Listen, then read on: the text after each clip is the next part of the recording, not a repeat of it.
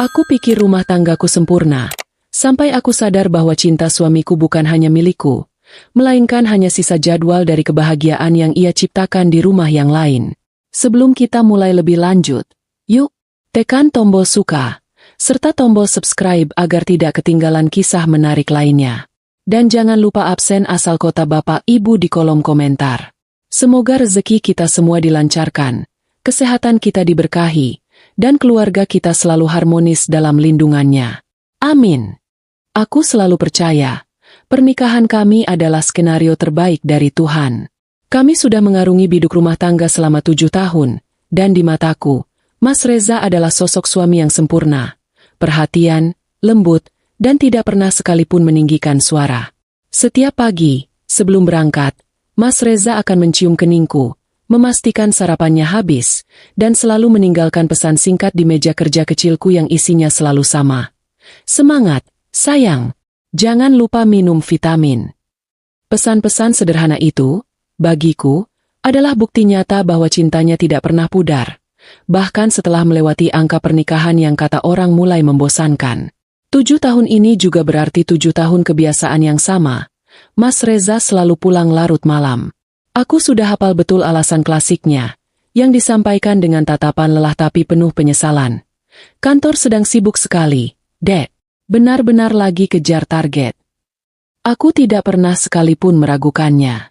Bagaimana mungkin aku meragukan pria yang setiap gajinya selalu ia serahkan sepenuhnya, yang selalu ingat hari ulang tahun pernikahan kami, dan yang bahkan pernah rela membatalkan janji makan malam pentingnya demi mengantarku ke dokter saat aku hanya terserang flu biasa. Pikirku saat itu, pria yang bekerja keras demi menghidupi istrinya adalah pria yang pantas dihormati. Bukankah memang begitu seharusnya? Aku yakin semua istri di dunia ini juga memahami bahwa kesibukan kerja adalah bumbu dalam pernikahan. Rumah kami adalah istana kecil yang selalu hening dan damai. Bukan karena aku tidak suka keramaian, tapi memang kami memilih untuk tidak dikaruniai anak. Awalnya keputusan ini sulit, terutama dari pihak keluarga besar yang selalu menanyakan, kapan isi rumahnya? Tapi Mas Reza selalu membelaku, mengatakan bahwa ia sudah bahagia hanya dengan memiliki aku. Sikap tegasnya itu membuatku merasa sangat dihargai. Karena tidak ada tangisan bayi, aku punya waktu lebih banyak untuk mengurus rumah, menanam aneka bunga di teras belakang, dan tentu saja, memasak. Ya, memasak adalah bahasa cintaku. Aku ingat betul suatu malam, sekitar pukul 10. Aku sudah tertidur pulas, tapi tiba-tiba Mas Reza membangunkanku dengan sepotong bolu coklat yang ia beli di perjalanan pulang. Ia tahu aku sedang sangat ingin makan bolu coklat. Padahal aku hanya pernah menyebutkannya sekilas 3 hari yang lalu. Maaf ya, cuma dapat ini. Tadi pas pulang lihat tokonya masih buka, langsung ingat kamu, katanya sambil tersenyum tulus. Aku benar-benar terharu sampai meneteskan air mata. Rasanya lucu juga. Seorang wanita dewasa menangis hanya karena sepotong bolu. Tapi itu bukan soal bolunya, melainkan soal ingatan. Soal perhatian detail yang membuatku merasa dialah satu-satunya di hatinya. Di saat pria lain mungkin lupa ulang tahun anaknya, suamiku ingat keinginan bolu istrinya. Ini memang sungguh receh, tapi momen seperti ini yang membuatku merasa sangat aman dan dicintai. Hubungan kami benar-benar berjalan mulus, tanpa ada drama yang berarti, tanpa pernah ada pertengkaran besar yang membuat piring pecah. Paling-paling pertengkaran kecil hanya karena Mas Reza lupa mematikan lampu kamar mandi. Nah, soal ini, aku kadang bertanya-tanya, kenapa sih laki-laki itu susah sekali ingat mematikan lampu kamar mandi? Seolah-olah mereka berpikir lampu itu punya kontrak kerja seumur hidup dan harus terus menyala. Tapi, ya, begitulah. Setelah aku sedikit merajuk, Mas Reza pasti akan mencubit pipiku dan minta maaf. Rumah tangga kami sehangat secangkir teh di sore hari. Nyaman, menenangkan, dan selalu ada untuk dinikmati. Aku merasa hidupku sudah lengkap. Tidak ada yang kurang. Bahkan aku sering bersyukur dalam hati, betapa beruntungnya aku mendapatkan pasangan hidup seperti dia. Pekerjaanku sebagai ibu rumah tangga memang terlihat santai dari luar, tapi sesungguhnya cukup menyita waktu. Jadi, momen paling kunantikan adalah saat Mas Reza pulang.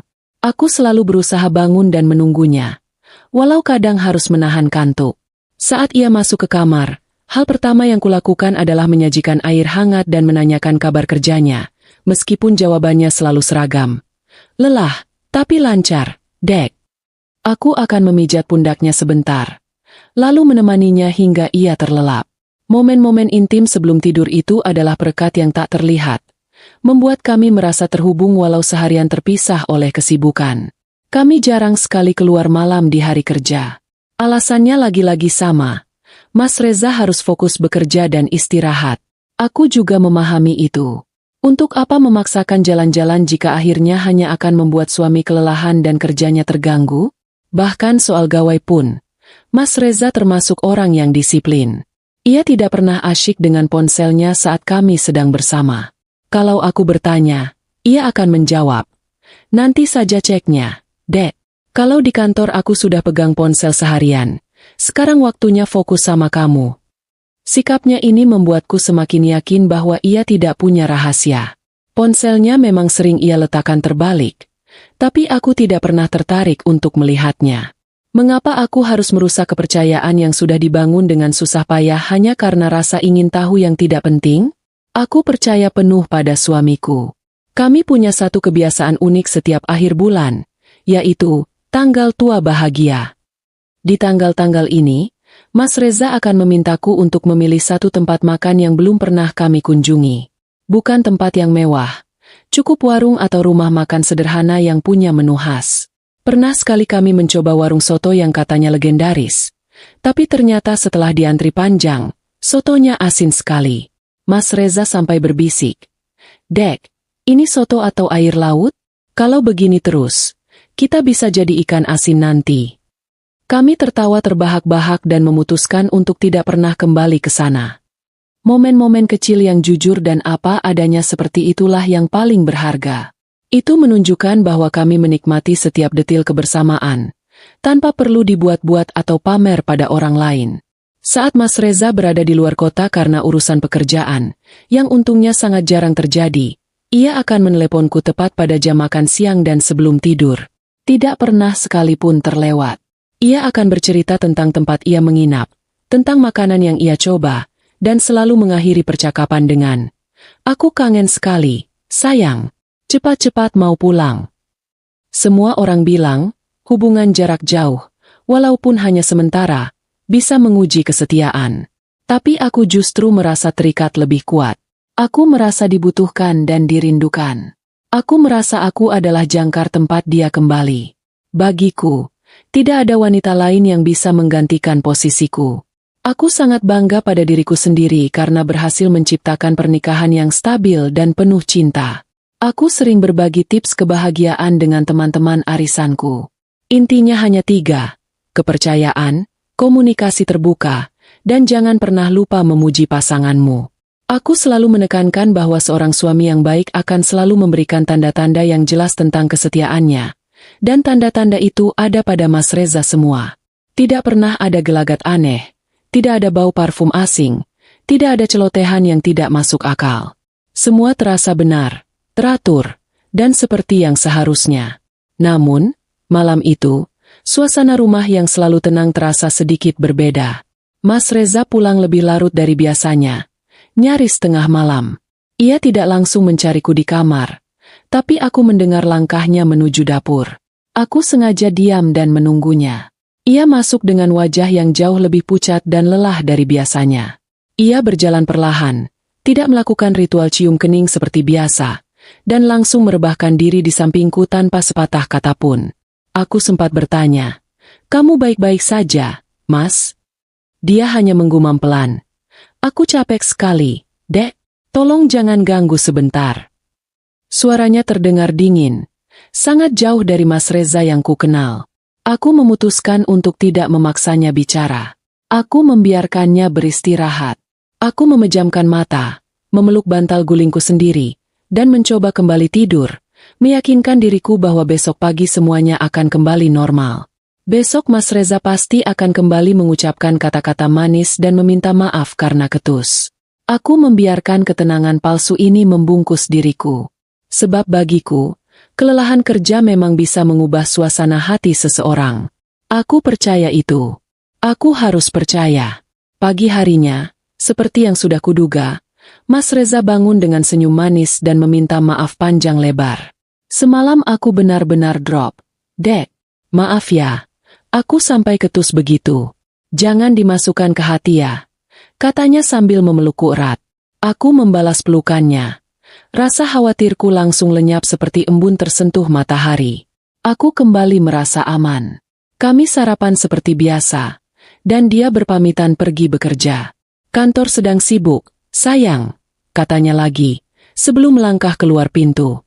Aku tersenyum, melambaikan tangan, dan kembali melanjutkan hari-hariku sebagai istri yang bahagia. Aku tidak tahu bahwa di balik pintu yang baru saja ia tutup, kebahagiaan yang kubanggakan selama 7 tahun itu perlahan akan runtuh, tertimpa satu kenyataan yang sama sekali tidak pernah kubayangkan. Aku kembali ke kamar, bersiap untuk membersihkan rumah. Saat merapikan meja kerja Mas Reza, yang sebenarnya jarang ia sentuh di rumah, mataku menangkap sesuatu. Sebuah amplop coklat muda, tergeletak di bawah tumpukan majalah lama. Amplop itu tampak tebal, bertuliskan cap pos dari kota yang belum pernah kudengar, dan yang paling membuat jantungku berhenti berdetak. Amplop itu bukan untuk Mas Reza, melainkan untuk alamat yang berbeda, namun di situ tertulis nama seorang wanita. Amplop coklat itu tergeletak dingin, seolah menantangku. Pagi yang semula cerah tiba-tiba terasa kelabu dan penuh pertanyaan. Aku mengambil amplop itu perlahan, membolak-baliknya dengan tangan gemetar. Di sana tertera nama Mas Reza sebagai pengirim, tapi alamat tujuannya adalah sebuah komplek perumahan yang asing bagiku, dan penerimanya adalah seorang perempuan. Seketika, semua janji, semua senyuman tulus yang kuterima selama 7 tahun, terasa seperti debu yang tertiup angin. Perutku mual, bukan karena lapar, tapi karena firasat buruk yang menggerogoti. Aku mencoba menenangkan diri. Mungkin ini hanya urusan kantor. Mungkin ini dokumen penting terkait proyek yang sedang dikerjakan Mas Reza. Mungkin wanita itu adalah sekretaris atau rekan kerjanya. 1000 alasan positif coba kususun dalam pikiranku, berharap kecurigaan ini hanyalah dramatisasi berlebihan dari seorang istri yang kebanyakan menonton sinetron. Duh, memangnya, kadang pikiran ini lebih jahat daripada musuh bebuyutan. Baru melihat amplop saja, skenarionya sudah sampai perceraian dan pembagian harta gono gini. Aku menarik napas dalam-dalam dan meyakinkan diri, aku harus melihat isinya. Aku harus tahu kebenarannya. Aku merobek bagian ujung amplop itu dengan hati-hati, seperti seorang arkeolog yang takut merusak artefak kuno yang akan mengungkapkan sejarah tersembunyi. Tanganku berkeringat dingin. Ketika kertas-kertas di dalamnya kutarik keluar, mataku langsung tertuju pada satu kata yang dicetak tebal, menggunakan huruf kapital, dan terbingkai rapi dalam kop surat resmi. Kutipan akta nikah. Seketika, duniaku runtuh. Rasanya seperti ada tangan tak terlihat yang tiba-tiba mendorongku dari tebing kebahagiaan. Aku bahkan tidak sempat menjerit atau menangis. Aku hanya terdiam, kaku, dengan kertas resmi itu menggantung di ujung jemariku. Kutipan akta nikah itu jelas menunjukkan nama Mas Reza. Bukan mirip, tapi benar-benar Mas Reza suamiku, dengan tanggal lahir dan alamat yang sama persis. Di kolom nama istri, tertera nama Sarah Anggraini. Tanggal pernikahannya, tertulis 9 tahun yang lalu. 9 tahun. Itu berarti pernikahan mereka sudah terjadi 2 tahun sebelum Mas Reza menikahiku. 2 tahun penuh yang kuhabiskan dengan keyakinan bahwa aku adalah yang pertama dan satu-satunya. Kini aku baru tahu, aku hanya menjadi tambahan. Aku hanya menjadi istri kedua yang tidak tahu diri. Otakku berusaha keras mencari logika. Aku mencari-cari kejanggalan dalam dokumen itu. Barangkali ini salah ketik? Barangkali ini orang lain yang namanya kebetulan sama? Tapi terlalu banyak detail yang sinkron. Alamat, tanggal lahir. Bahkan tanda tangan Mas Reza yang sangat kukenal. Aku mencubit lenganku kuat-kuat. Ini bukan mimpi. Ini nyata. Aku bukan lagi Nadia, istri yang bahagia. Aku adalah Nadia, istri kedua yang bodoh, yang selama 7 tahun hidup dalam kebohongan yang rapi dan terencana. Aku terduduk di lantai, memeluk lututku. Air mataku akhirnya tumpah, bukan berupa tangisan histeris, tapi isakan pelan yang menyakitkan. Isakan yang penuh dengan penyesalan, kebodohan, dan rasa dikhianati yang sangat dalam. Aku teringat semua malam di mana Mas Reza bilang, kantor sedang sibuk. Sekarang aku tahu, kesibukan itu bukan hanya tentang tumpukan berkas di meja kerja.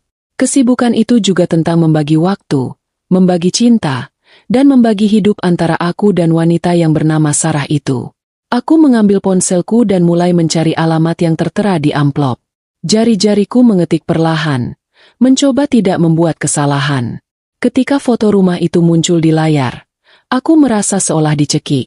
Rumah itu indah, terawat, dan terlihat penuh kehidupan. Itu adalah rumah lain dari suamiku. Rumah yang tidak pernah aku tahu keberadaannya. Dan yang paling menyesakan, rumah itu terlihat seperti rumah utama, sementara rumah kami, yang selama ini kurasa adalah segalanya, terasa seperti rumah kedua yang disiapkan diam-diam. Aku meneliti setiap detail akta nikah itu lagi. Kemudian, kulihat ada beberapa surat lain di amplop itu. Semuanya adalah tagihan rutin. Tagihan listrik, tagihan air, dan yang paling membuatku terkejut, tagihan sekolah. Tagihan sekolah taman kanak-kanak. Sekolah yang cukup elit di kota ini. Itu berarti, Mas Reza dan Sarah tidak hanya menikah, mereka juga punya anak. Anak-anak yang keberadaannya tidak pernah ia singgung sedikitpun. Air mataku semakin deras. Mas Reza bukan hanya menyembunyikan istrinya, tapi juga menyembunyikan keluarganya yang lain. Aku sempat berpikir, pria ini sungguh hebat, ya. Bagaimana dia bisa menjalani dua kehidupan secara sempurna selama ini? Dia pasti layak mendapatkan piala Oscar untuk kategori aktor terbaik dalam drama rumah tangga. Humor gelap ini muncul tiba-tiba, hanya untuk mengalihkan sedikit rasa sakit yang menusuk. Tapi itu hanya sebentar. Rasa sakit itu kembali dengan intensitas penuh. Ternyata, bolu coklat yang ia belikan, pijatan yang ia minta, janji-janji manis yang ia ucapkan, semua itu hanyalah sisa waktu yang ia punya setelah selesai menjalankan peran suami di rumahnya yang lain. Aku hanyalah waktu cadangan. Aku berdiri dan berjalan ke lemari pakaian Mas Reza, membukanya dengan kasar. Aku mulai mencari-cari. Aku tidak tahu apa yang kucari. Mungkin aku mencari tiket pesawat ke tempat yang jauh, atau catatan kecil yang menjelaskan semua kebohongan ini. Aku hanya menemukan deretan baju yang rapi, beberapa jas, dan kotak kecil berisi jam tangan. Semuanya normal, terlalu normal. Tidak ada yang mencurigakan, karena Mas Reza memang ahli dalam menjaga rahasia.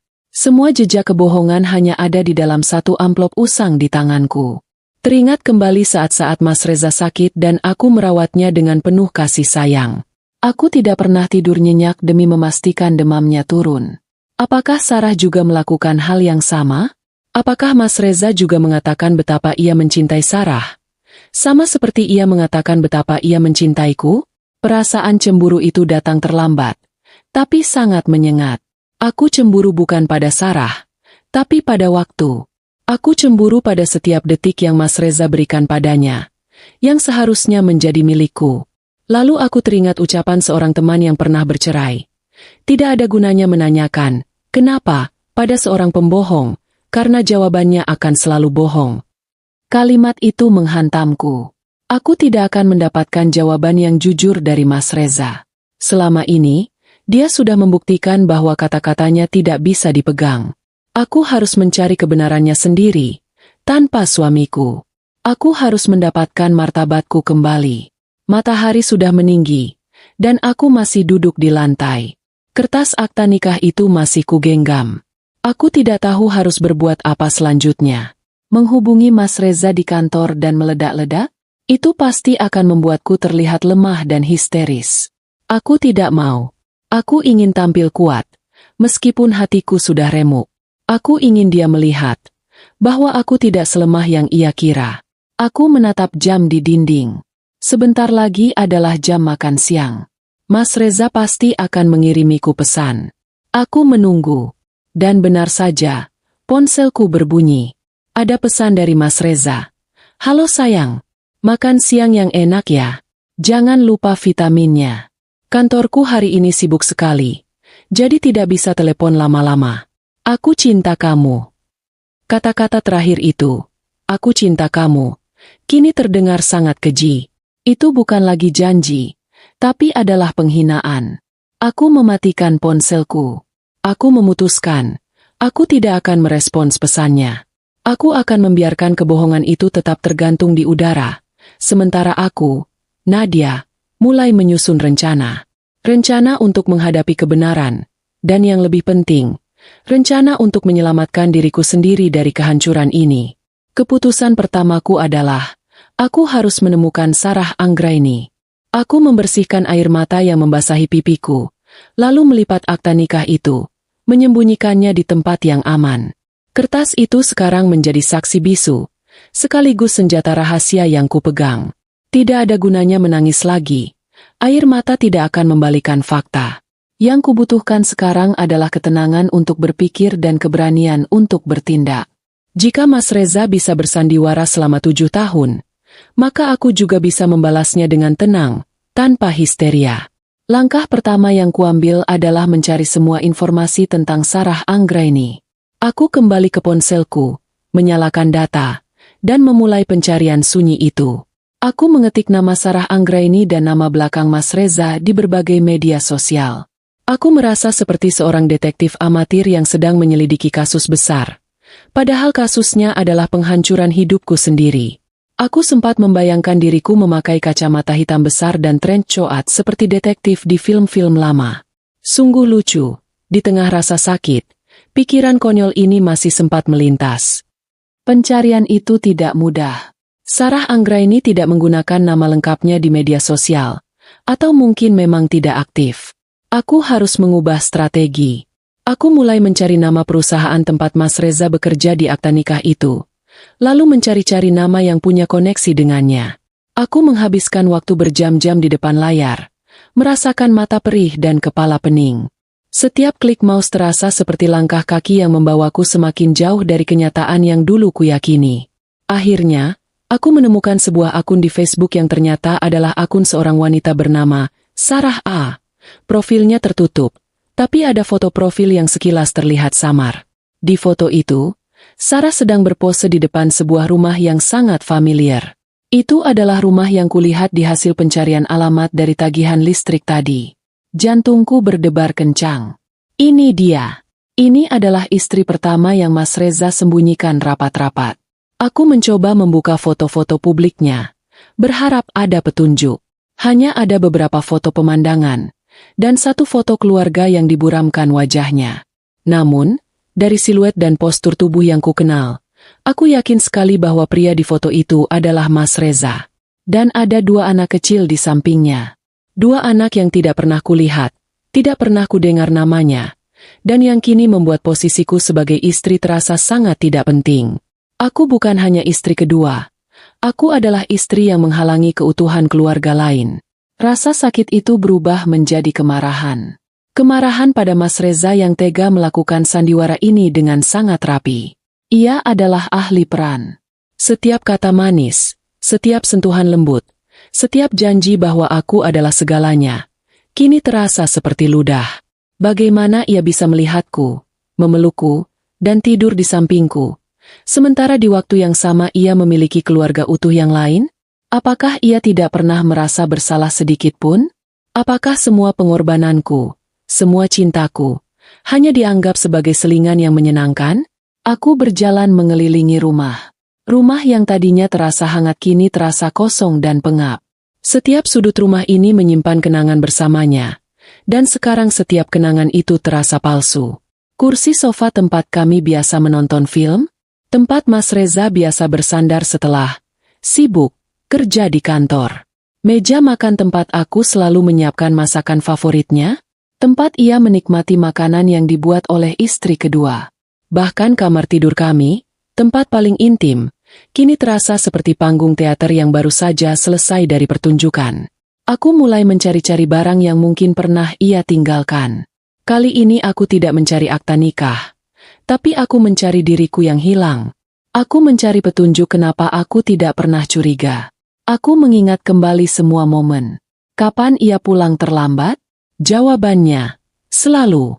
Kapan ia izin dinas keluar kota? Jawabannya, sangat jarang. dan selalu dengan alasan mendesak. Aku ingat suatu waktu Mas Reza pernah tidak mengangkat teleponku selama beberapa jam, dan ia berdalih ponselnya mati kehabisan daya saat ia sedang rapat penting. Saat itu aku percaya, tapi sekarang aku tahu, mungkin saat itu ia sedang makan malam dengan Sarah dan anak-anaknya. Aku tertawa getir. 7 tahun hidup dalam kepalsuan, dan aku bahkan tidak pernah merasa ada yang janggal. Aku terlalu sibuk dengan kebahagiaanku sendiri, sampai aku lupa melihat bayangan di balik tirai. Aku memang terlalu percaya, terlalu lugu. Aku terlalu sibuk menjadi istri sempurna, sampai lupa bahwa suamiku mungkin bukan suami yang setia. Rasanya ingin sekali aku bicara pada diriku yang 7 tahun lalu, menampar pipinya keras-keras, dan berkata, "Jangan mudah percaya pada pria yang terlalu sempurna, Nadia. Kesempurnaan itu biasanya menutupi kebusukan." Aku kembali ke laptop, menatap akun Sarah A. Aku perbesar foto blur anak-anak itu. Mereka terlihat lucu, mungkin seorang anak perempuan dan seorang anak laki-laki. Mereka pasti sudah besar sekarang. Mereka mungkin memanggil Mas Reza dengan sebutan ayah, dan mereka mungkin bangga dengan ayah mereka yang bekerja keras. Sementara aku hanya seorang wanita parubaya yang tanpa sengaja menemukan dirinya berada di tengah drama rumah tangga yang memalukan. Aku memikirkan Sarah. Bagaimana perasaannya?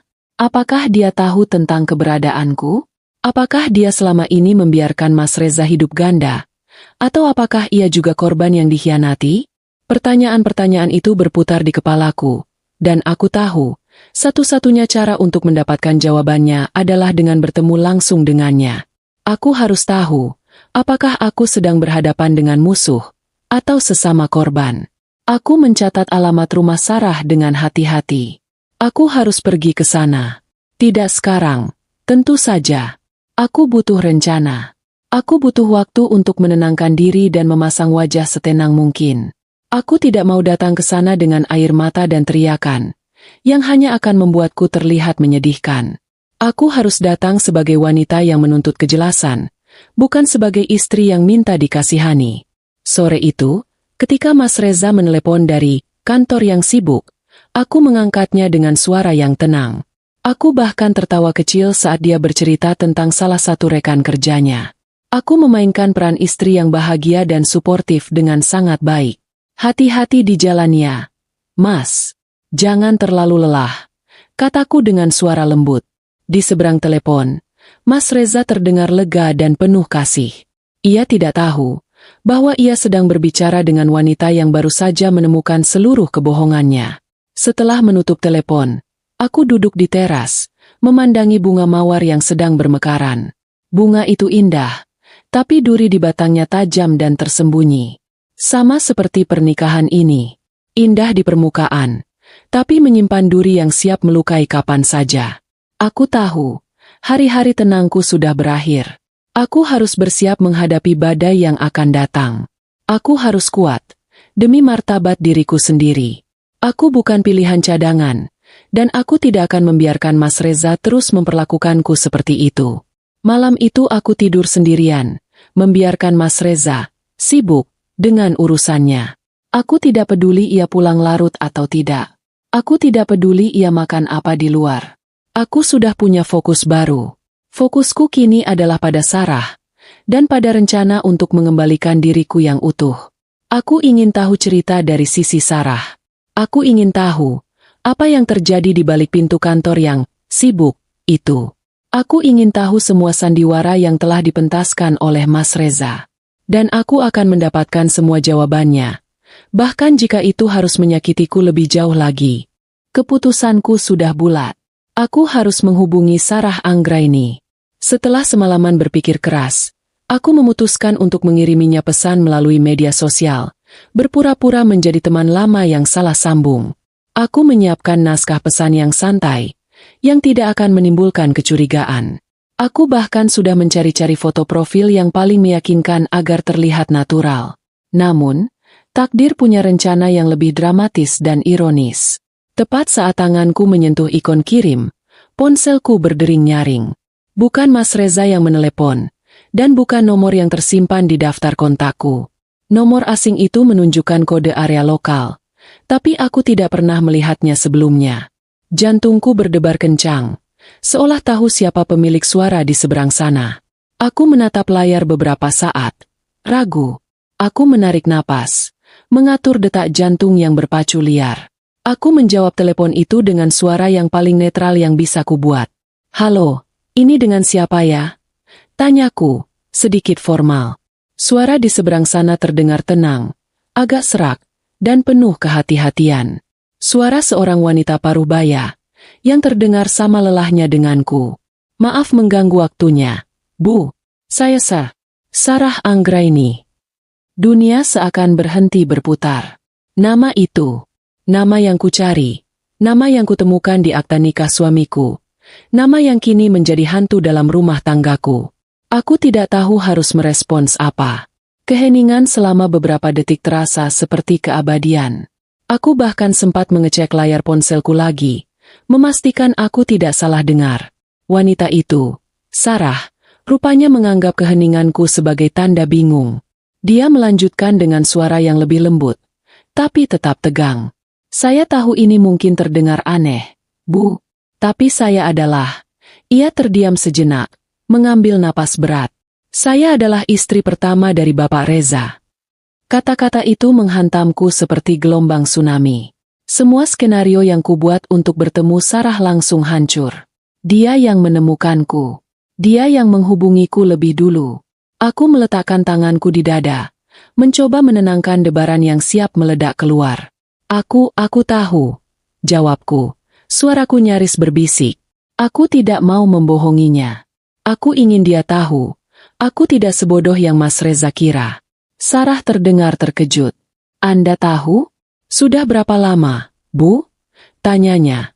Ada sedikit nada penyesalan dan keterkejutan dalam suaranya. Aku mendengarnya, dan entah kenapa, sedikit kemarahan yang tadinya kupendam terhadapnya, tiba-tiba lenyap. Kenapa dia harus terdengar begitu sedih? "Aku baru tahu, tadi pagi," jelasku. "Aku menemukan dokumen di meja kerjanya. Akta nikah kalian." Aku berusaha keras menjaga nada bicaraku agar tetap datar, tidak terdengar seperti wanita yang baru saja mengalami kehancuran rumah tangga. Aku tidak mau dia mengira aku lemah. Sarah kembali terdiam lama. Keheningan kali ini terasa berbeda. Bukan keheningan yang canggung, melainkan keheningan yang dipenuhi rasa sakit yang sama. Aku sempat berpikir, ini situasi macam apa? Dua wanita harus saling berhadapan hanya karena ulah satu pria yang tak tahu diri. Aku merasa kasihan padanya. Ia pasti sudah lama hidup dalam kebohongan ini, sama sepertiku. "Maafkan aku, Bu Nadia," katanya kemudian. Nada suaranya tulus. "Aku tahu ini sangat menyakitkan. Aku tidak berniat menyakiti Anda. Aku sungguh terkejut saat tahu Reza sudah menikah lagi, dan aku tahu ini sangat buruk untuk Anda." Aku bingung. Sarah tahu Mas Reza menikah lagi? Kapan? Aku langsung menanyakan hal itu. "Anda tahu Mas Reza menikahiku? Kapan Anda tahu?" Tanyaku cepat. Sarah menjelaskan bahwa ia baru tahu sekitar 2 tahun setelah pernikahanku. Ia menemukan bukti-bukti pembayaran yang mencurigakan atas nama rumahku. Ia sudah mencoba meminta penjelasan dari Mas Reza, tetapi suamiku itu selalu berkelit. Berdalih ini adalah urusan pekerjaan dan investasi. Ia baru tahu pasti sekitar setahun yang lalu, melalui sebuah informasi yang tidak sengaja ia dapatkan dari kenalan. Dia mengaku sangat terpukul dan sudah berencana mencariku, tapi selalu dihalangi oleh Mas Reza dengan ancaman dan janji palsu untuk berubah. Aku mendengarkan penjelasannya dengan hati-hati. Jadi, kami berdua sama-sama korban kebohongan dan manipulasi. Bedanya, Sarah adalah korban yang lebih dulu tahu, tapi memilih diam karena tekanan dan mungkin demi anak-anaknya. Rasa marahku pada Sarah sepenuhnya hilang, digantikan oleh rasa solidaritas yang aneh. "Kenapa Anda meneleponku sekarang, Bu Sarah?" tanyaku, langsung ke intinya. Sarah menarik napas panjang, dan suaranya mulai bergetar. "Aku menelepon karena ada hal yang jauh lebih serius. Reza sedang merencanakan sesuatu. Sesuatu yang akan menghancurkan kita berdua. Dia ingin menikah lagi untuk ketiga kalinya." Kata-kata itu membuatku tercekat. Menikah ketiga kalinya? Di saat kami berdua, istri pertama dan kedua, masih hidup dan sah secara hukum, pria ini benar-benar tidak punya hati. Ia bukan hanya tidak menghargai kami, tapi juga tidak menghargai dirinya sendiri. Aku sempat berpikir, apa dia sedang mencoba mengumpulkan koleksi istri? Atau dia ingin membuat tim sepak bola yang diisi oleh istrinya sendiri? Kekonyolan situasi ini hanya bisa membuatku tertawa miris. Anda tidak salah dengar, Bu Nadia, ujar Sarah, seolah membaca pikiranku. Dia sudah menyusun rencana matang. Wanita ini adalah rekan kerjanya yang baru, dan dia bahkan sudah mencari rumah lagi. Sarah menjelaskan bahwa ia menemukan beberapa dokumen transfer uang yang mencurigakan dan percakapan rahasia di ponsel suamiku yang ia buka secara diam-diam. Bukti-bukti itu sangat jelas. Aku tidak bisa diam lagi, Bu Nadia. Aku sudah terlalu lama diam. Aku takut anak-anakku terluka. Aku takut kehilangan segalanya. Tapi jika dia menikah lagi, kita berdua akan semakin terpojok, katanya penuh keputusasaan. Lalu, apa yang Anda harapkan dari aku, Bu Sarah? Tanyaku. Kini suaraku benar-benar tegas dan kuat. Aku tidak lagi merasa sebagai korban, tapi sebagai seseorang yang baru saja direkrut dalam sebuah misi penting. Aku ingin Anda membantuku, Bu Nadia. Jawab Sarah.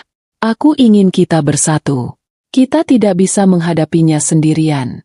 Kita harus membuktikan pada dunia bahwa kita bukan hanya pilihan cadangan yang bisa ia tinggalkan begitu saja. Permintaan itu sungguh di luar dugaan. Aku tidak diminta membalas dendam, bukan juga diminta untuk saling berebut suami. Sarah justru meminta kerja sama. Sebuah aliansi tak terduga yang lahir dari pengkhianatan yang sama. Aku melihat kesempatan di sana. Kesempatan bukan untuk menghancurkan Mas Reza, tetapi untuk memulihkan martabat kami berdua. Aku memejamkan mata, memikirkan kembali semua kebaikan semu Mas Reza selama ini, semua janji palsu yang ia berikan. Aku teringat pada diriku yang bodoh, yang terlalu bahagia sampai tidak melihat kebenaran. Sekarang, aku punya kesempatan untuk melawan. Baik, Bu Sarah, kataku akhirnya. Nada suaraku penuh keyakinan. Aku akan membantumu. Tapi ini bukan soal merebut suami kembali. Ini soal kita. Soal perempuan yang belajar memulihkan martabat dirinya. Sarah terdengar sangat lega. Terima kasih, Bu Nadia. Terima kasih banyak. Bolehkah kita bertemu? Ada banyak hal yang harus kita bahas. Kami sepakat untuk bertemu secepatnya, di tempat yang aman dan netral. Setelah menutup telepon, aku duduk termenung. Aku baru saja menerima tawaran dari istri pertama suamiku untuk menggagalkan pernikahan ketiga. Drama hidup ini sungguh melampaui segala skenario sinetron yang pernah kutonton. Pertemuan kami disepakati di sebuah kedai kopi kecil yang letaknya agak tersembunyi, jauh dari area yang biasa kami kunjungi. Aku datang 15 menit lebih awal. Aku ingin punya waktu untuk menenangkan diri dan mengamati Sarah sebelum kami mulai bicara. Aku mengenakan pakaian yang paling santai, tapi tetap rapi. Aku ingin menunjukkan bahwa aku datang sebagai pihak yang setara, bukan sebagai istri muda yang cemburu. Saat Sarah Anggraini tiba, aku langsung mengenalinya dari siluet samar di foto media sosial yang kulihat. Dia adalah wanita parubaya yang terlihat elegan, tapi matanya memancarkan kelelahan yang sama persis dengan yang kurasakan. Ia berjalan lurus ke arah mejaku. Ia tersenyum tipis, senyum yang tidak sampai ke mata, senyum yang terasa pahit. Saat kami berhadapan, rasanya sangat canggung. Seolah kami adalah dua orang asing yang terpaksa duduk di meja yang sama karena kesalahan takdir. Dia menyodorkan tangannya. Sarah, katanya pelan. Aku menyambut tangannya. Nadia. Kami berjabatan tangan, dan di sana, dalam sentuhan singkat itu, aku merasakan getaran. Bukan getaran permusuhan, tapi getaran pemahaman. Kami memesan kopi. Aku memesan kopi susu kesukaanku, dan dia memesan teh tawar hangat. Kami duduk diam selama beberapa saat setelah pelayan pergi, membiarkan keheningan itu mereda. Aku memperhatikan Sarah. Dia tidak terlihat seperti wanita yang selama ini aku bayangkan akan menjadi musuhku. Dia terlihat seperti wanita yang lelah, yang baru saja memikul beban berat sendirian. Aku ingin minta maaf, kata Sarah, memecah keheningan. Aku benar-benar minta maaf. Aku tidak tahu harus memulai dari mana, tapi aku tahu ini semua pasti membuatmu sangat terluka. Aku menghela napas. Jangan minta maaf, Bu Sarah. Ini bukan salah Anda. Ini adalah kesalahan Mas Reza seutuhnya. Aku menatapnya lurus. Duduk di sini bersamamu, melihatmu, aku menyadari satu hal. Kita berdua adalah korban yang dikhianati oleh satu orang yang sama. Jadi, mari kita kesampingkan dulu siapa istri pertama dan siapa istri kedua. Kata-kataku sepertinya menyentuh Sarah. Air matanya tiba-tiba menggenang. Tapi ia berusaha menahannya. Aku ingin sekali memberinya tisu dan memeluknya. Karena aku tahu rasa sakit itu. Tapi aku menahan diri. Kami datang ke sini untuk berjuang, bukan untuk menangis. Ia mengeluarkan sapu tangan dari tasnya dan menyeka matanya perlahan. Terima kasih, Nadia, katanya, menyebut namaku dengan nada yang lebih akrab. Kamu benar. Aku sudah terlalu lama merasa bersalah. Selama ini, aku hanya tahu bahwa aku ingin menghancurkan dia karena sudah berbohong padaku. Tapi sejak aku tahu kamu ada, aku juga merasa bersalah padamu. Kami mulai bercerita. Aku menceritakan bagaimana Mas Reza selalu pulang dengan alasan, kantor sedang sibuk. Bagaimana dia selalu berhasil meyakinkanku bahwa aku adalah satu-satunya, dan bagaimana semua janji manis itu terasa seperti bubuk gula yang menutupi racun. Aku bercerita tentang kebahagiaan semu yang kubangun selama 7 tahun. Sarah mendengarkan dengan saksama. Sesekali ia mengangguk. Lalu ia membalas ceritaku dengan kisahnya. Dia menceritakan bagaimana Mas Reza mulai berubah setelah tahun-tahun awal pernikahan mereka. Bagaimana dia sering pergi untuk urusan bisnis yang tidak pernah jelas, dan bagaimana dia selalu pulang dengan membawa hadiah mahal untuk menutupi kesalahannya. Sarah mengakui, dia menutup mata demi anak-anaknya. Aku tahu, aku salah karena diam saja. Tapi aku takut anak-anakku harus kehilangan ayahnya. Nadia, aku takut mereka harus menanggung malu. Aku pikir, kalau aku diam, dia akan berubah dan kembali, kata Sarah, suaranya penuh penyesalan. Aku mengangguk mengerti. Rasa takut itu wajar. Sarah, aku juga takut. Tapi rasa takut itu dimanfaatkan oleh Mas Reza. Dia tahu kelemahan kita, dan dia menggunakan kelemahan itu untuk melanjutkan kebohongannya. Kami beralih ke topik yang paling mendesak. Rencana pernikahan ketiga. Sarah menunjukkan kepadaku tangkapan layar percakapan, bukti transfer dana, dan foto-foto Mas Reza dengan wanita yang dia sebut sebagai calon istri ketiga itu. Wanita itu masih muda, terlihat jauh lebih muda dari kami berdua. Melihat bukti-bukti itu, hatiku terasa beku. Mas Reza benar-benar tidak pernah puas. Aku tahu dia sudah mencari rumah lain lagi, di dekat kantor wanita itu. Jelas Sarah. Dia memperlakukan kita seperti mainan yang bisa disimpan di gudang kalau dia sudah bosan. Nadia. Dan dia tidak akan berhenti hanya di istri ketiga. Dia akan terus mencari, selama kita masih diam.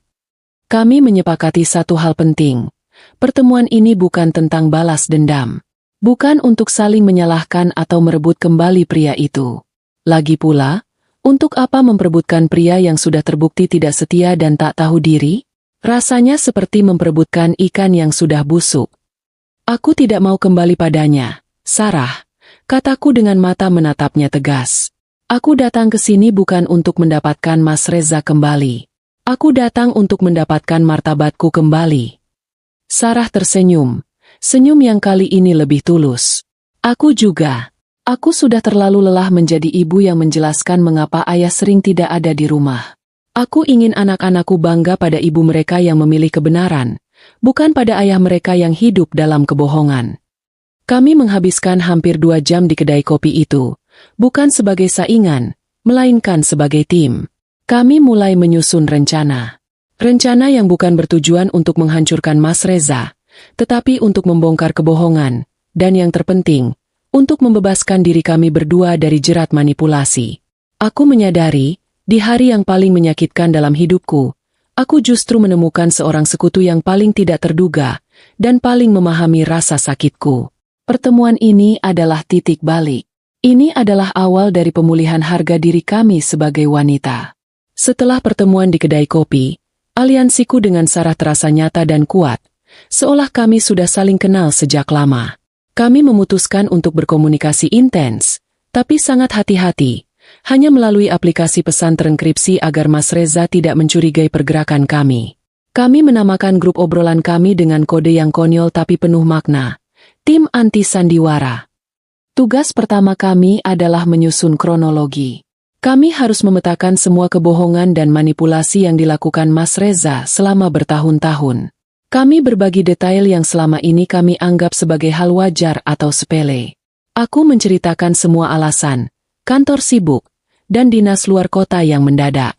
Sarah membalas dengan menceritakan saat Mas Reza tiba-tiba menghilang pada tanggal-tanggal penting, atau saat ia selalu mematikan notifikasi telepon genggamnya setelah pukul 8 malam.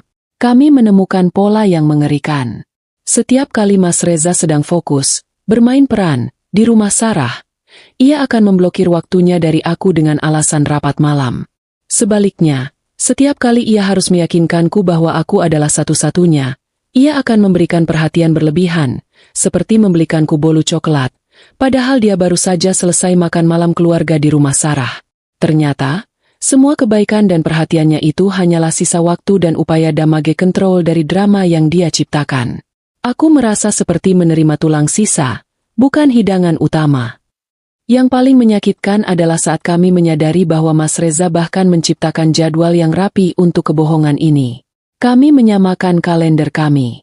Aku menunjukkan tanggal-tanggal saat Mas Reza bilang dia lembur di kantor hingga dini hari. Sarah membalas dengan tanggal-tanggal di mana ia curiga Mas Reza berada di luar kota karena ia tidak pulang semalaman.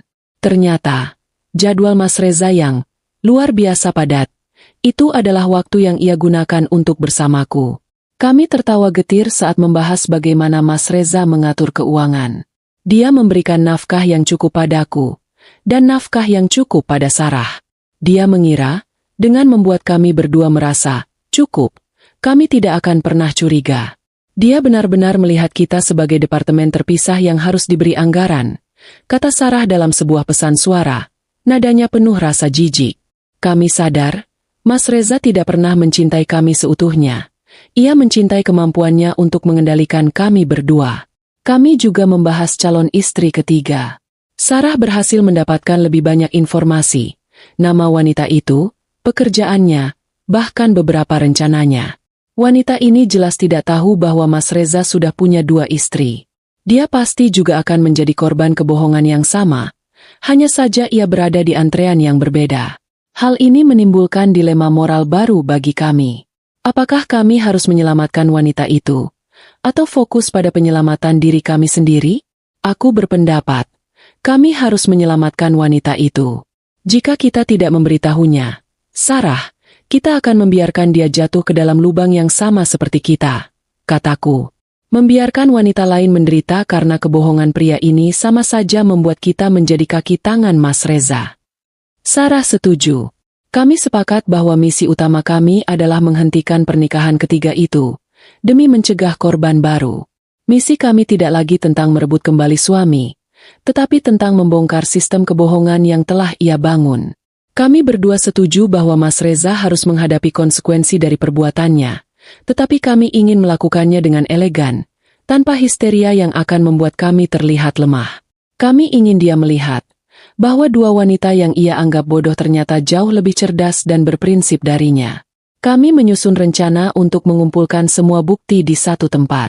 Bukti akta nikah pertama yang kupegang, ditambah dengan bukti percakapan dan transfer uang yang dimiliki Sarah. Kami akan menjadikan bukti-bukti ini sebagai bom yang akan kami ledakkan pada waktu yang tepat. Ini terasa seperti kami sedang merencanakan heist terbesar dalam hidup kami. Hanya saja harta yang kami curi kembali adalah harga diri kami sendiri. Tentu saja, ada momen-momen saat rasa sakit itu kembali menyerang. Kadang, Sarah akan mengirimiku pesan singkat. Aku baru saja melihat Mas Reza mengantar anak-anak ke sekolah. Aku benci dia. Aku akan membalas. Aku baru saja membuang semua foto pernikahan kita. Aku juga membencinya. Tapi kita harus lebih kuat dari rasa benci itu. Kami saling menguatkan, menjadi penyangga emosional yang tidak pernah kami bayangkan.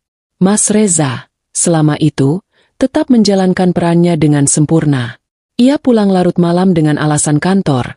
Ia bertanya kabarku dengan penuh perhatian, dan ia bahkan memuji masakanku.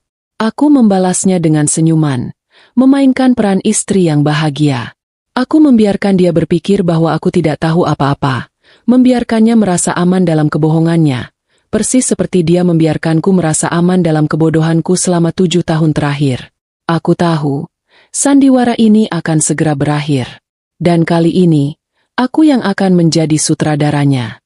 Setelah semua bukti terkumpul dan rencana disepakati, kami mengatur waktu untuk konfrontasi terakhir. Kami tahu, ini akan menjadi momen yang menentukan, bukan hanya bagi Mas Reza, tetapi bagi kehidupan kami selanjutnya. Aku tidak lagi merasa takut. Yang kurasakan hanyalah harapan besar untuk kebebasan dan martabat yang telah lama direnggut dariku. Aliansi antara aku dan Sarah semakin erat, didasari oleh misi yang sama, membongkar semua kepalsuan Mas Reza. Setelah mengumpulkan semua data terpisah, kami memutuskan untuk bertemu lagi. Kali ini, pertemuan kami bukan lagi tentang pengakuan rasa sakit, tetapi tentang menganalisis bukti-bukti secara teliti. Kami membawa ponsel, hard copy dokumen, dan laptop. Kedai kopi yang tenang itu berubah menjadi ruang investigasi rahasia. Kami mulai mencocokkan setiap kepingan puzzle. Sarah membuka laptopnya, menunjukkan padaku berkas-berkas pengeluaran yang mencurigakan. Bukan sekadar nominal, tetapi detail transfer dana ke rekening yang berbeda-beda. Ada transfer rutin untuk biaya sekolah anak-anak mereka, ada transfer untuk biaya rumah tangga Sarah, dan yang paling baru dan mengejutkan, transfer uang muka untuk sebuah rumah di kawasan yang berbeda, jelas ditujukan untuk calon istri ketiga. Aku meneliti setiap tanggal transfer. Semua tanggal itu bertepatan dengan saat Mas Reza memberiku hadiah istimewa, atau saat ia kembali dari rapat kantor, larut malam dengan wajah lelah yang penuh penyesalan. Ternyata wajah lelahnya itu bukan karena rapat, tapi karena lelah menjadi aktor yang harus pindah panggung dari satu rumah ke rumah lainnya. Kami menyadari, Mas Reza menggunakan perhatiannya padaku sebagai kedok untuk menutupi transfer dana besar yang ia lakukan untuk Sarah, dan sebaliknya. Sarah juga menunjukkan padaku rekaman suara yang ia ambil secara diam-diam. Rekaman itu berisi percakapan Mas Reza dengan salah satu rekan kerjanya, di mana ia membahas strategi untuk menjaga semuanya tetap tenang. Mas Reza terdengar sombong, membanggakan dirinya karena berhasil mengatur 2 istrinya tanpa ada yang curiga. Ia menyebut kami berdua dengan panggilan yang meremehkan, seolah kami adalah aset yang mudah dikelola. Mendengar suaranya yang tenang namun penuh kepalsuan itu, perutku mual. Ini bukan lagi soal cinta atau nafsu. Ini adalah soal ego dan kesenangan. Mas Reza bukan mencari pasangan hidup. Dia mencari pemuas ego yang bisa ia atur sesuai jadwalnya. Aku dan Sarah, selama ini, hanyalah alat untuk memenuhi narsisme seorang pria yang haus validasi. Dia bahkan pernah membelikanku kalung berlian imitasi persis setelah dia bilang padaku bahwa dia harus menunda liburan kita karena krisis perusahaan yang besar. Ujarku pahit. Sarah menimpali, dan dia memberiku uang tunai untuk membayar biaya sekolah anak-anakku. Lalu di hari yang sama dia mengirim pesan padaku. Aku sedang sakit kepala karena tekanan di kantor. Padahal dia sedang menghabiskan malam itu bersamamu. Kami berdua menyusun pola manipulasi yang sangat rapi. Mas Reza akan menggunakan rasa bersalah sebagai senjata. Dia akan meyakinkan kami bahwa dialah korban dari tekanan pekerjaan, sehingga kami akan fokus untuk menyemangatinya, bukannya curiga. Kami terlalu sibuk merawat egonya yang rapuh, sampai kami lupa merawat diri kami sendiri. Lalu, tibalah saatnya kami membahas akta nikah pertama yang kupegang. Sarah membandingkannya dengan akta nikah kedua, milikku, yang ia miliki fotokopinya. Secara hukum, pernikahan pertama mereka tidak pernah tercatat cerai. Artinya, pernikahan Mas Reza denganku adalah pernikahan kedua yang tidak sah secara hukum negara, hanya sah secara agama, itu pun tanpa seizin istri pertama, dan pernikahan ketiganya nanti, jika terjadi, akan semakin rumit dan melanggar hukum. Lihat, Nadia, kata Sarah sambil menunjuk dokumen itu. Dia tidak hanya berbohong pada kita, tapi dia berbohong pada negara, pada hukum, dan pada agama. Dia seorang pengecut, bukan suami. Kalimat itu seperti tamparan bagiku. Aku telah mencintai dan melayani seorang pengecut selama 7 tahun. Kami menyadari bahwa kekuatan kami terletak pada kebenaran. Kami tidak perlu berteriak atau saling serang. Bukti-bukti yang kami pegang sudah cukup untuk membungkam Mas Reza selamanya.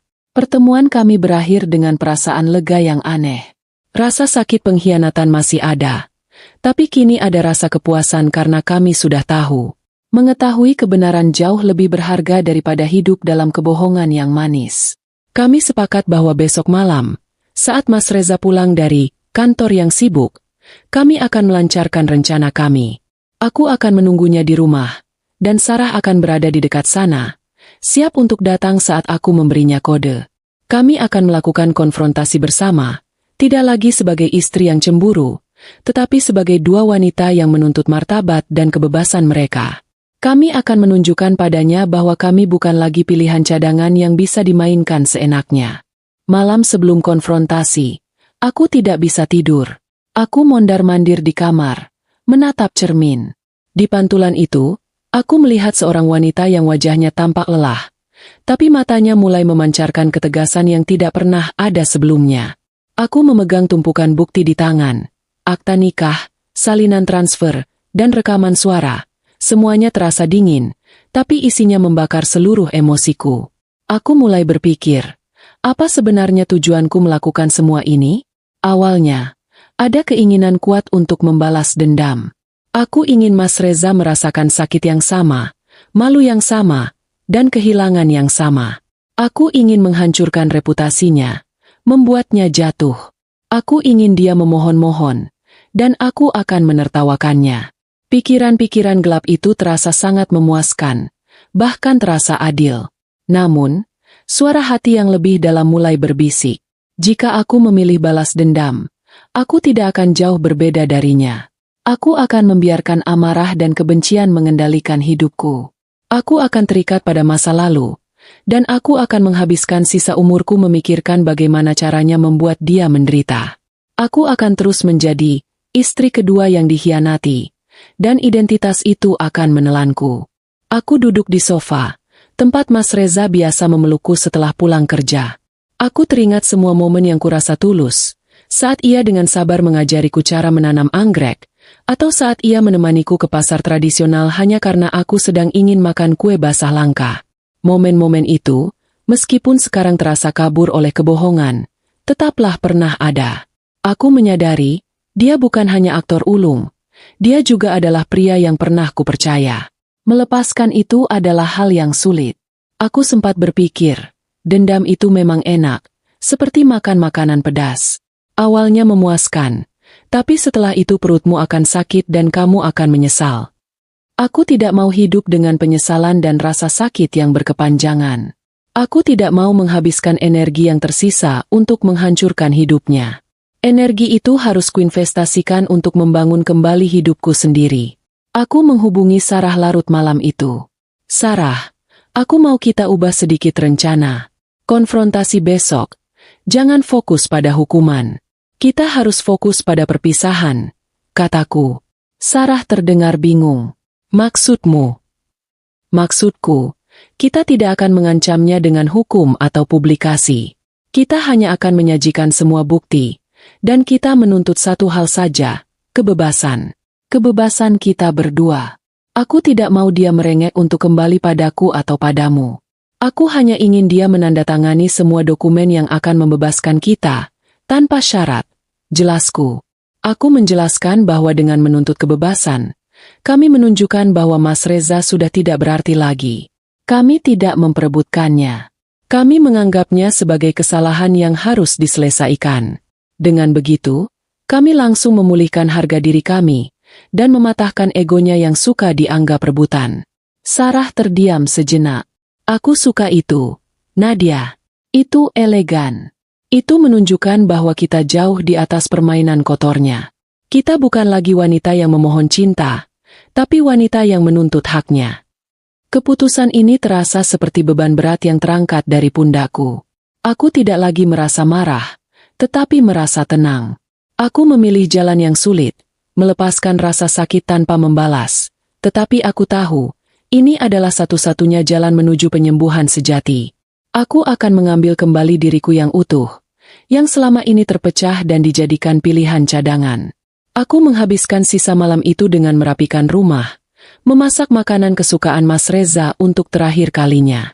Aku memasak bukan karena cinta, tapi sebagai ritual perpisahan. Aku ingin melihat ekspresi wajahnya saat ia memakan masakan itu, dan kemudian mengetahui bahwa aku, wanita yang ia anggap bodoh dan patuh, telah mengetahui seluruh kebohongannya. Saat fajar tiba, aku berdiri di depan jendela, melihat matahari terbit. Aku sudah siap. Aku tidak lagi merasakan takut atau dendam. Yang tersisa hanyalah tekad yang dingin dan kuat. Aku akan menghadapi Mas Reza, bukan sebagai istrinya, tetapi sebagai wanita yang memutuskan untuk bangkit dari pengkhianatan. Aku akan meninggalkan rasa sakit di belakangku dan memilih masa depan di mana harga diriku tidak akan pernah bisa ditawar-tawar lagi. Malam itu, jam menunjukkan pukul 8. Mas Reza sudah memberiku kabar bahwa ia akan pulang terlambat, sekitar pukul 10. Aku mengirim pesan singkat kepada Sarah. Aktor akan tiba pukul 10. Siap di tempat. Sarah membalas dengan satu emotikon jempol. Jantungku berdebar. Tetapi tanganku tetap stabil. Aku sudah menyiapkan meja makan. Di atasnya, kutata hidangan kesukaan Mas Reza, dan di samping piringnya, kusimpan rapi amplop berisi semua bukti. Tepat pukul 10:15, suara mobil Mas Reza terdengar masuk ke garasi. Pintu depan terbuka.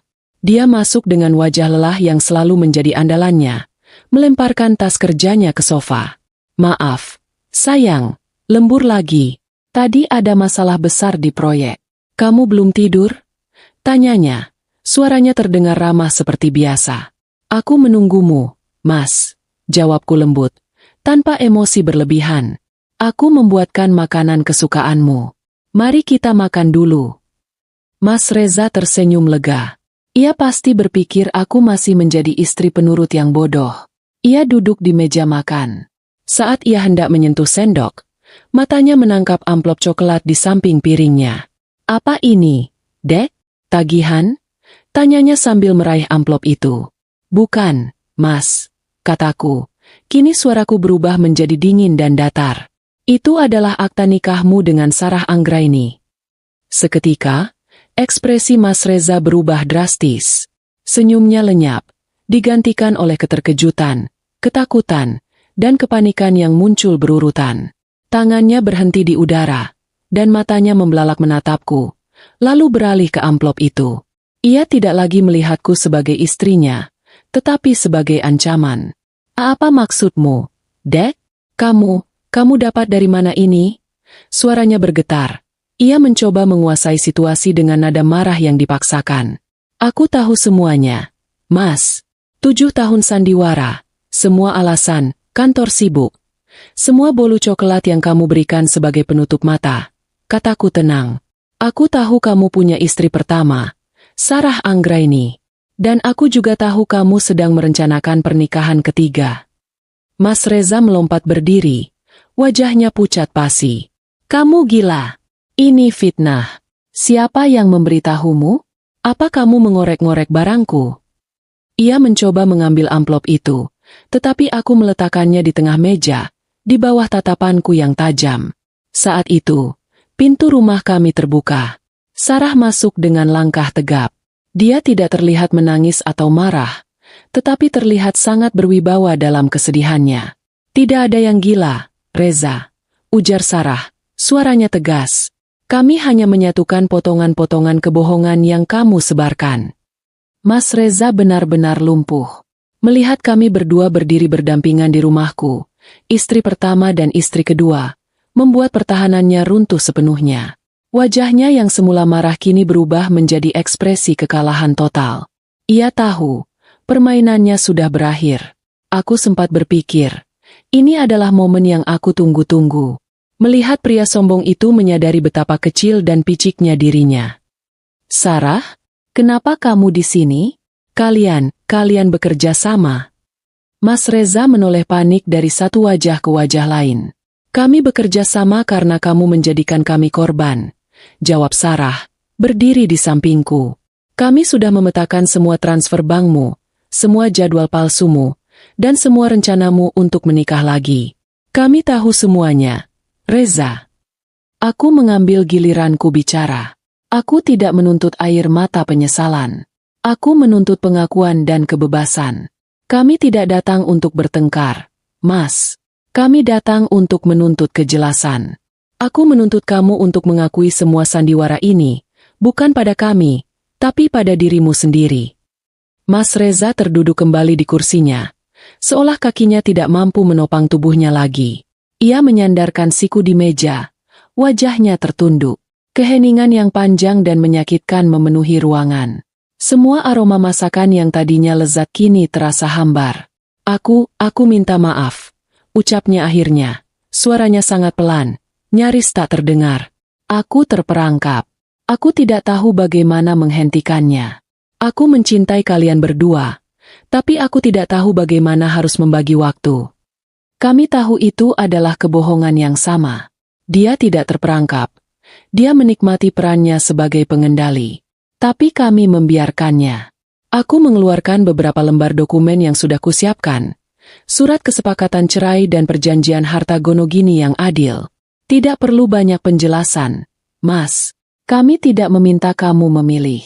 Kami sudah memilihkan untuk diri kami sendiri, kataku sambil mendorong dokumen itu ke depannya. Aku dan Sarah, kami menuntut kebebasan dari ikatan ini. Tanda tangani ini, dan bebaskan kami. Ini bukan soal balas dendam, Mas. Ini soal martabat kami berdua. Kami menolak untuk menjadi pilihan cadanganmu. Mas Reza menatap dokumen itu. Ia tahu, ia tidak punya pilihan. Semua kartu ada di tangan kami. Dia akhirnya mengambil pulpen, dengan tangan gemetar, dan mulai menandatangani surat-surat itu. Ia menandatangani kebebasan kami, dan ia menandatangani akhir dari hidup gandanya. Setelah Mas Reza selesai, Sarah mengambil dokumen itu. Kami menatapnya sekali lagi, bukan dengan kebencian, tetapi dengan rasa kasihan. Kasihan pada pria yang begitu takut kehilangan kendali, sampai ia rela kehilangan segalanya. Aku berbalik, berjalan menuju pintu kamar, dan berkata tanpa menoleh. Malam ini, tidurlah di sofa, Mas. Besok pagi, aku akan pergi dari rumah ini. Pagi itu, aku bangun dengan perasaan yang aneh. Rasa sakit masih ada, tetapi di atas semua itu, ada sensasi ringan dan lega yang belum pernah kurasakan selama bertahun-tahun. Aku sudah tidak lagi menjadi istri kedua tanpa sadar. Aku adalah Nadia, seorang wanita yang bebas dan memiliki kendali penuh atas hidupnya. Aku mengemasi barang-barangku tanpa air mata. Hanya barang-barang pribadi yang kubawa. Aku meninggalkan semua hadiah, semua perabotan, semua kenangan yang telah ternoda oleh kepalsuan. Aku tahu, harta benda tidak ada artinya dibandingkan dengan harga diri yang telah kutemukan kembali.